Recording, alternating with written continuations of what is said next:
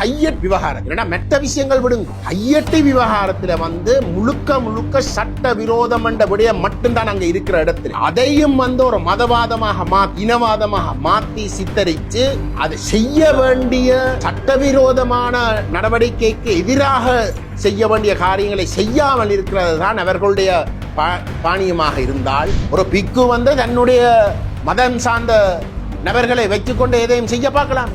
ராணுவத்தை கொண்டு வருவதற்கான காரணம் ஏற்கனவே இந்த ராணுவம் தான் இந்த இனத்துக்கு எதிராக ஒரு இனப்படுகொலையை செய்தது. எந்த தரப்புகளை இனவாதிகள் என்று சொன்னவரோ அதே இனவாதிகள் நடந்து கொண்ட விதத்திலே தான் இன்றைக்கு அனுரகுமார திசாநாயகம் நடந்து கொள்ளுற. நாங்கள் இனவாதத்துக்கு இடமளிக்க மாட்டோம். இதுக்கு முதல் ஆட்சியில இருந்த அனைத்து அரசாங்கங்களும் இனவாத அரசாங்கங்கள்.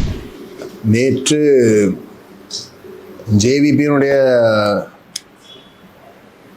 ஜனாதிபதி அனுரகுமார திசாநாயக்க யாழ்ப்பாணத்துக்கு வருகை தந்து அவர் இங்கே இருக்கக்கூடிய மக்களுக்கு கிட்டு பூங்காவில் ஒரு பேச்சை செய்திருந்தவர்.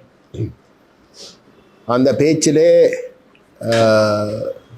தனக்கு விரும்பின கருத்துக்களை அவர் ஏதோ ஒரு வகையில் தெரிவிச்சிருந்தும் தேர்தலுக்கு முன்பதாக மக்களுடைய ஆதரவை பெறுவதற்காக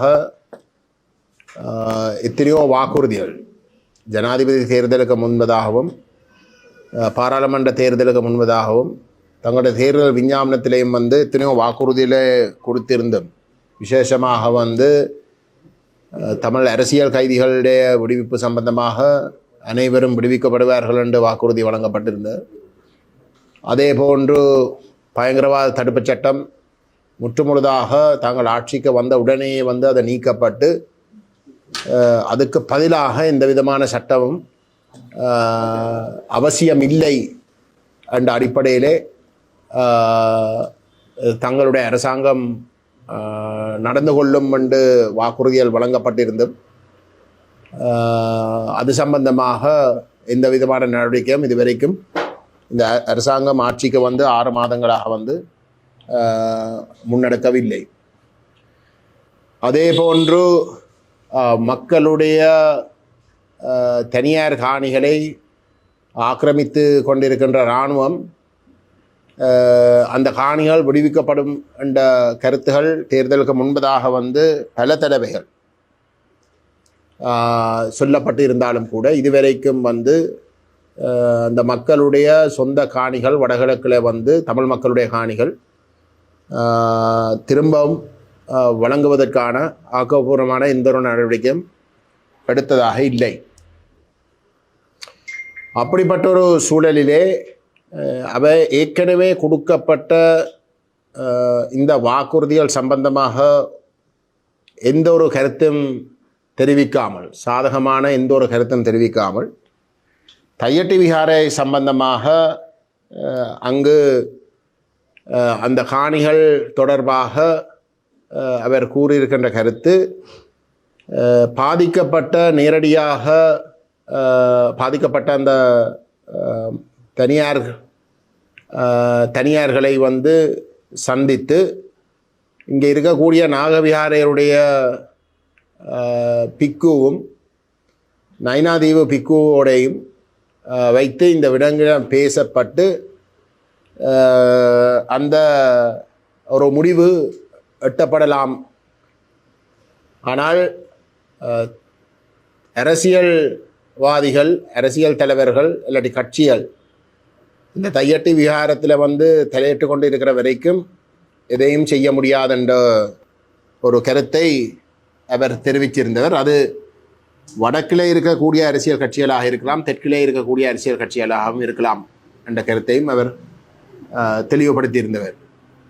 அதுவும் விசேஷமாக வடக்கிலே செயல்படுகின்ற இந்த அரசியல் கட்சிகள் ஒரு இனவாத நோக்கத்தோடு செயல்படுகின்றார்கள். ஒரு நல்லிணக்கத்தை ஏற்படுத்துறதுக்கு தடையாக அவர்களுடைய தலையீடுகள் அமைந்துள்ளது என்ற தொனியிலே அவர் தன்னுடைய பேச்சில் வந்து குறிப்பிட்டிருந்தார். இந்த தையட்டி விகாரை சம்பந்தமாக நாங்கள் சொல்ல விருகின்ற விடயம் என்னென்றால், இந்த தையட்டியில் கட்டப்பட்டிருக்கின்ற விகாரை வந்து முழுக்க முழுக்க சட்டவிரோதமான ஒரு விகாரை. அதிலே தொல்பொருள் திணைக்களம் சம்பந்தப்படவில்லை. தொல்பொருள் தொடர்பாக முக்கியத்துவம் பெறுகின்ற எந்த ஒரு கண்டுபிடிப்பும் அந்த நிலப்பரப்பிலே இல்லை. சரித்திர ரீதியாக வந்து அந்த நிலப்பரப்பில் வந்து வேறு விதத்திலேயும் வந்து ஒரு முக்கியத்துவம் வாய்ந்த எந்த ஒரு பொருளும் எந்த ஒரு ஆவணமோ இதுவரைக்கும் கண்டுபிடிக்கப்படவில்லை. மாறாக வந்து தையட்டி விகாரைக்குரிய காணி என்று கூறி கிட்டத்தட்ட ஒரு 20 பரப்பு காணி இன்றைக்கு தையட்டி விகாரை என்ற பெயரிலே கட்டப்பட்டிருக்கக்கூடிய அந்த அந்த விகாரைக்குரிய அந்த எல்லை தாண்டின ஒரு காணி இருக்கின்றது. அப்படி இருக்க வந்து இந்த 6 ஏக்கர் காணி பொதுமக்களுடைய விருப்பத்துக்கு மாறாக, அந்த உரிமையாளர்களுடைய விருப்பத்துக்கு மாறாக ஆக்கிரமிக்கப்பட்டு, ஆரம்பத்தில் வந்து ஆக்கிரமிக்கப்பட்டு அதில் வந்து விகாரை கட்டுவதற்கான முதல் படியாக வந்து அடிக்கல் நாட்டப்பட்ட பொழுது அது உடனடியாக வந்து அந்த உரிமையாளர்கள் வந்து தமிழ் தேசிய மக்கள் முன்னணியோடு பேசி இது சம்பந்தமாக எங்களுக்கு அந்த விளக்கங்களை கொடுத்த பொழுது அந்த அடிக்கல் நாட்டி கிட்டத்தட்ட 2-3 நாட்களுக்குள்ளே தெல்லிப்பளையிலே பிரதேச செயலகத்திலே வந்து நடைபெற்ற பிராந்திய ஒருங்கிணைப்பு குழு கூட்டத்திலே எங்களுடைய முன்னாள் பாராளுமன்ற உறுப்பினர் கட்சியினுடைய செயலாளர் செல்வராஜா கஜேந்திரன் எதிர்ப்பு தெரிவித்து அதை மாவட்ட ஒருங்கிணைப்பு குழு கூட்டத்துக்கு வந்து இந்த விடயம் கொண்டு செல்லப்பட வேண்டும் என்று சொல்லி யாழ் மாவட்ட ஒருங்கிணைப்பு குழு கூட்டத்திலே வந்து நானும் நேரடியாக கலந்து கொண்டு அதிலே அந்த பிரச்சனையை கிளப்பி அதை முற்றுமுழுதாக எதிர்த்து ஏகமனதாக அந்த கூட்டத்துக்கு வந்து தலைமை தாங்கினது வந்து அங்கஜன் ராமநாதன். அவர் கூட ஆரம்பத்தில் வந்து தெல்லிப்பளையில் வந்து ஒரு அரசு பாராளுமன்ற உறுப்பினர் என்ற வகையில் வந்து அதை எதிர்க்க பார்த்தவர். ஆனால் திரு செல்வராஜா கஜேந்திரன் அதில் வந்து மிக உறுதியாக இருந்த காரணத்தினாலேயும் அங்கே இருந்த பிரதேச செயலாளரும் அங்கே இருந்த அந்த உள்ளூராட்சி சபைக்குரிய தையட்டி உள்ளடக்கப்படுகின்ற உள்ளூராட்சி சபைக்குரிய செயலாளரும் அந்த விவகாரம் சம்பந்தமாக தெளிவாக சட்டவிரோதமாக எந்த விதமான அனுமதியும் இல்லாமல் கட்டப்படுகின்றது, அது முழுக்க முழுக்க தனியாருடைய காணியில் கட்டப்படுகின்ற விடயத்தை தெளிவுபடுத்துகிற இடத்திலே தவிர்க்க முடியாமல் வந்து அது மாவட்ட ஒருங்கிணைப்பு குழு கூட்டத்துக்கு கொண்டு செல்லப்பட்டு அங்கேயும் இந்த விவகாரம் விவாதிக்கப்பட்டு அது முற்றுமுழுதாக சட்டவிரோதமாக கட்டப்படுவதாக நிரூபிக்கப்பட்ட ஒரு நிலையிலே ஏகமனதாக அரசு பாராளுமன்ற உறுப்பினர்களாக இருந்த அங்கஜன் ராமநாதன் உட்பட ஏகமனதாக அந்த செயல்பாடுகள் அனைத்தும் உடனடியாக நிப்பாட்டப்பட வேண்டும் என்ற ஒரு தீர்மானம் எடுக்கப்பட்டது. அப்படி எடுக்கப்பட்டதுக்கு பிறகு அதிஉயர் பாதுகாப்பு வலயம் என்ற ஒரு போர்வையிலே அங்கு சட்டவிரோதமாக அந்த தனியார்களுக்கு அந்த தங்களுடைய சொந்த காணிகளுக்கு செல்ல முடியாத வகையிலே தடைகளை இட்டு அந்த விகாரை கட்டப்பட்டது. அந்த நாள் தொடக்கம் எங்களுடைய அமைப்பு அந்த பாதிக்கப்பட்ட குடும்பங்களுக்கு பக்கசார்பாக துணையாக நாங்கள் அவர்களுக்கு குரல் கொடுத்தும் வருகின்றோம். நாங்கள் அவர்களோடு இணைந்து நாங்கள் இந்த போராட்டங்களையும் அவர்களுடைய கோரிக்கைகளை பலப்படுத்துகின்ற நோக்கத்தோடு வந்து நாங்கள் கலந்து கொண்டு வருகிறோம். இதில் எந்த ஒரு இடத்திலையும் வந்து தமிழ் தேசிய மக்கள் முன்னணியோ வேறு எந்த ஒரு அரசியல் கட்சியோ அந்த பாதிக்கப்பட்ட குடும்பங்களுடைய விருப்பங்களுக்கு மாறாக இல்லாட்டி அதை மீறி நாங்கள் எந்த கருத்தையும் சொன்னதாகவும் இல்லை, கோரிக்கைகளை முன்வைச்சதாகவும் இல்லை.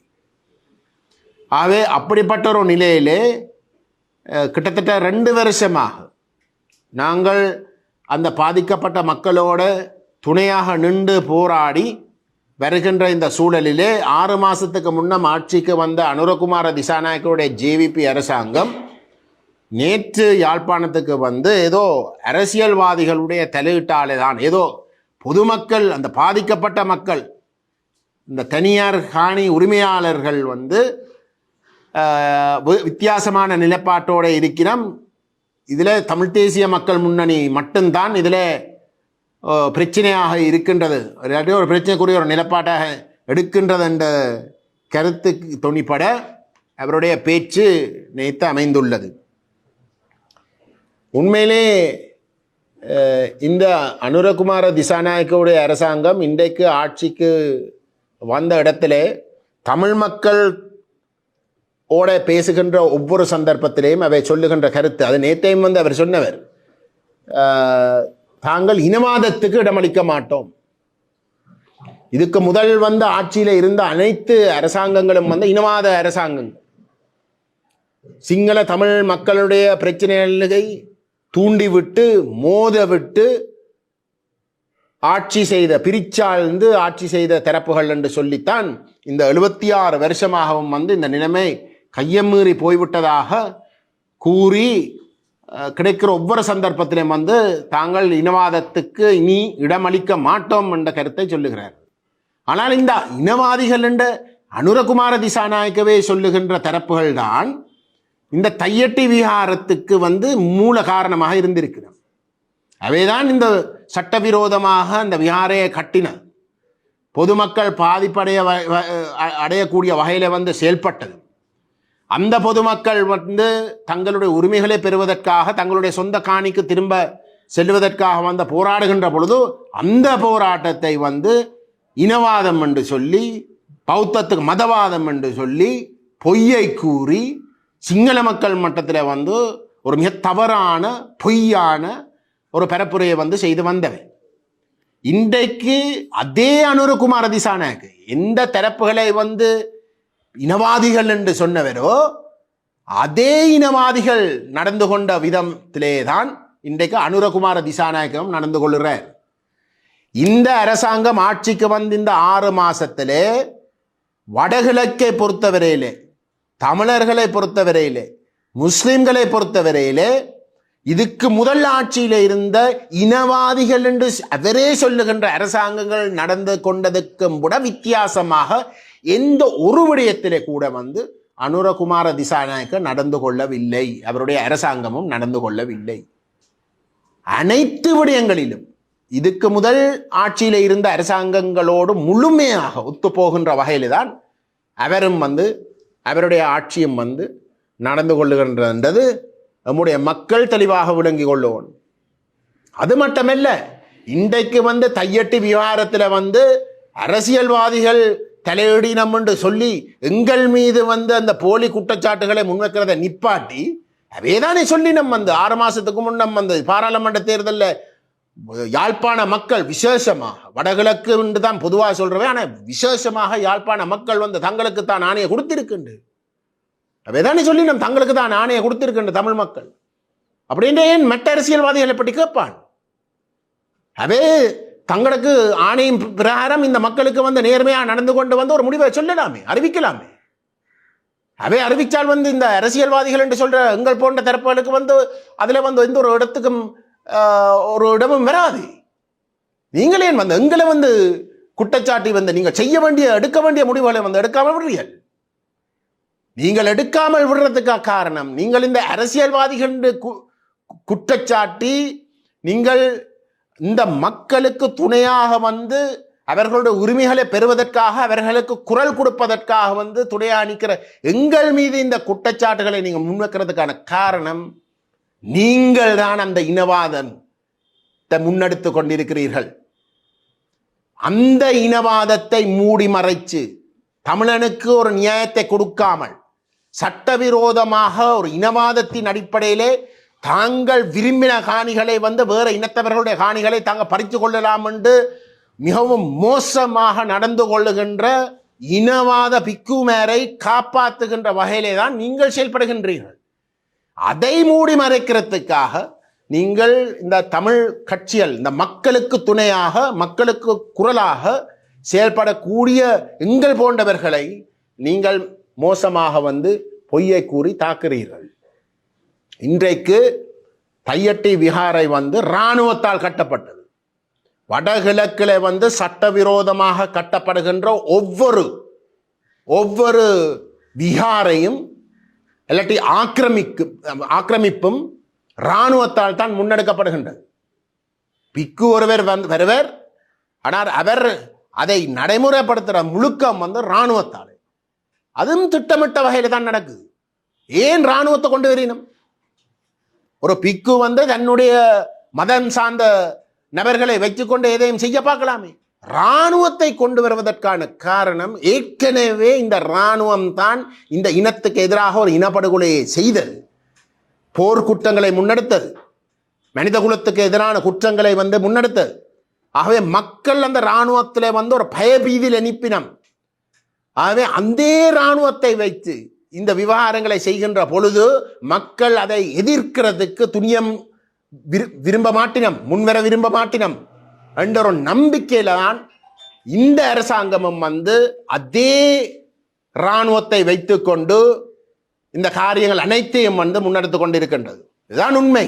ஆகவே அனுரகுமார திசாநாயக்க என்ற ஜேவிபி அரசாங்கத்துக்கும் இதுக்கு முதல் இருந்த ஜேவிபியை சொல்லுகின்ற இனவாத அரசாங்கங்களும் இடையிலே வடகிழக்கு தமிழ் பேசும் மக்கள் வாழுகின்ற பிரதேசங்களில் நடந்து கொள்றதுக்கும் எந்த ஒரு வேறுபாடும் இல்லை. அதை நாங்கள் மிக தெளிவாக விளங்கிக் கொள்ள வேண்டும். இன்றைக்கு இந்த மக்கள், பாதிக்கப்பட்ட மக்கள், இந்த அரசியல்வாதிகளுடைய துணையோட நிற்கிறதை ஏதோ ஒரு வகையில் நிப்பாற்றத்துக்கு தேவைப்படுகின்ற ஒரே ஒரு காரணம், அவர்களை விரட்டி, அவர்களை அச்சுறுத்தி, அவர்களுக்கு ஒரு மோசமான பாதிப்பு வரும் என்ற அழுத்தங்களை கொடுத்து அந்த காணியை எப்படி என்றாலும் தங்களுடைய சொந்த தேவைக்கு பயன்படுத்துறதுக்குரிய அந்த கோரிக்கையை மாற்றி அமைக்கிறதுக்கு வேலை செய்கிறதுக்கான அத்திவேரம் போடுகின்ற நோக்கத்தோடு தான் இந்த அரசியல்வாதிகளை விட்டு வேறுங்கள் என்று சொல்றதுக்கான காரணம். ஆகவே எங்களை பொறுத்தவரையிலே நாங்கள் எங்களோட மக்களுக்காக, பாதிக்கப்பட்ட மக்களுக்காகத்தான் நாங்கள் ஒவ்வொரு கட்டத்திலேயும் செயல்பட்டு வருகின்றோம். எங்கட மக்கள் விரும்பினால் நாங்கள் இந்த போராட்டத்திலிருந்து ஒதுங்குறோம் தயார். அதில் எந்த விதமான பிரச்சனையும் கிடையாது.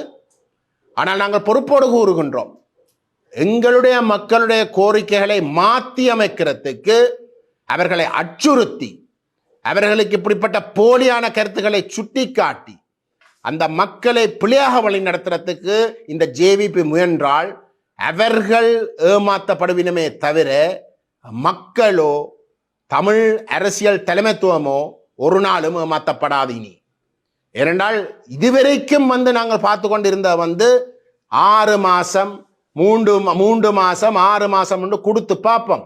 இப்பதான் ஆட்சிக்கு வந்திருக்கிறோம், ஏதோ செய்வினம் என்று சொல்லினோம், இனவாதத்துக்கு இடமே கொடுக்க மாட்டோம் என்று சொல்லினோம், கொஞ்சம் விட்டு கொடுப்போம் என்று தான் நாங்கள் ஒவ்வொரு கட்டத்திலும் ஒரு மிகவும் ஒரு காற்றமான ஒரு முடிவுக்கு வராமல் நாங்கள் இழுத்து கொண்டு வந்தோம். ஆனால் இந்த அரசாங்கம் இந்த தையட்டி விவகாரத்திலே என்னடா மெட்ட விஷயங்கள் விடுங்கோ, தையட்டி விவகாரத்தில் முழுக்க சட்ட விரோதம் என்ற விடய மட்டும்தான் அங்கே இருக்கிற இடத்துல ஒரு சட்டவிரோதமாக நடைபெற்ற ஒரு கட்டடத்தை அகற்றது மட்டும்தான் அங்கே இருக்கக்கூடிய தேவைப்படுகின்ற விஷயம்.